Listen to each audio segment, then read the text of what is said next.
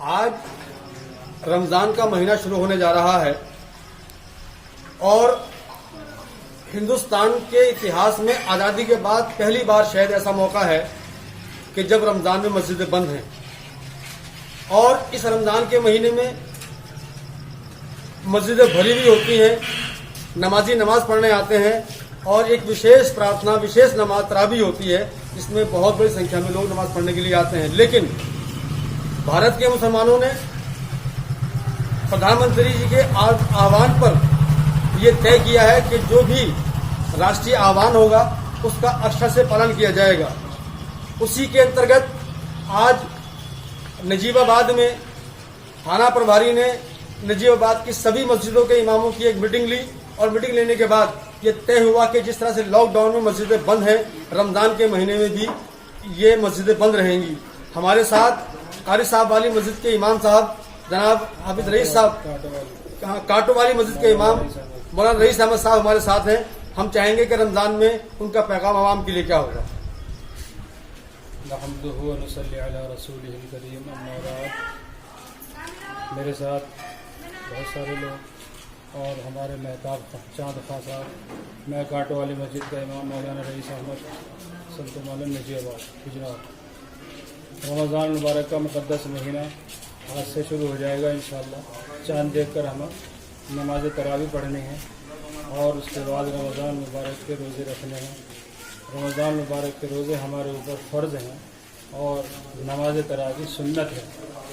رمضان مبارک کو سامنے رکھتے ہوئے خاص طریقے سے محلے والوں سے، بستی والوں سے اور پورے ہی مسلمانوں سے یہ اپیل کی جا رہی ہے کہ اپنے گھروں کے اندر رہ کر جس طریقے سے نماز فرض ادا کی جا رہی ہیں، اسی طریقے سے نماز تراویح بھی ادا کرنی ہے۔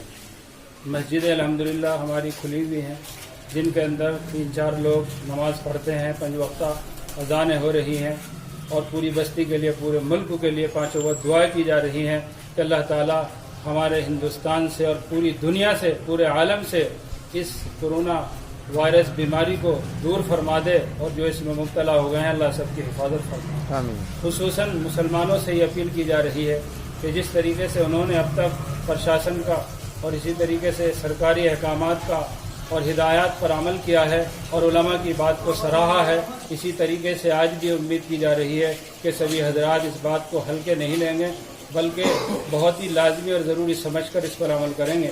نمبر 1، ہم سب کو اپنے گھر میں رہ کر اس لاک ڈاؤن کا پالن کرنا ہے۔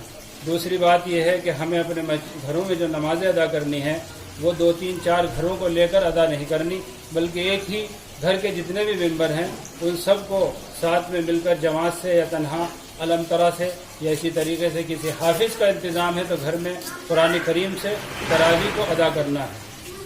3-4 گھروں کو ساتھ میں ملا کر نماز تراویح نہیں پڑھنی ہے، اس کو خاص طریقے سے دھیان میں رکھیں، اور اسی طریقے سے اپنی خاص ضرورت سے گھر کا ایک آدمی باہر جائے، سامان لے کر آ جائے۔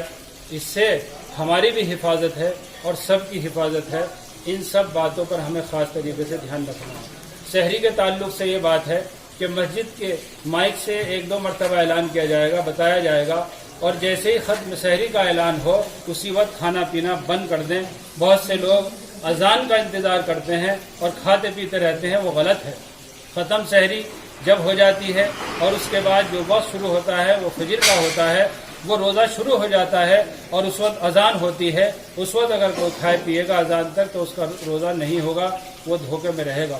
اور بہت ساری چیزیں اسی طریقے سے جو علماء ہمیں ہدایات کر رہے ہیں، واٹس ایپ کے ذریعے، اخبارات کے ذریعے اور میڈیا کے ذریعے ہمیں ساری معلومات فراہم کی جا رہی ہے، ہم خدارا ان پر عمل کریں۔ میرا کہنا یہی ہے کہ ہم حکومت کی ہدایات پر اور علماء کی ہدایات پر عمل کرتے رہیں گے تو انشاءاللہ ہم محفوظ رہیں گے ہر طرح کے شر سے، فتنے سے، بیماری سے اور تمام چیزوں سے۔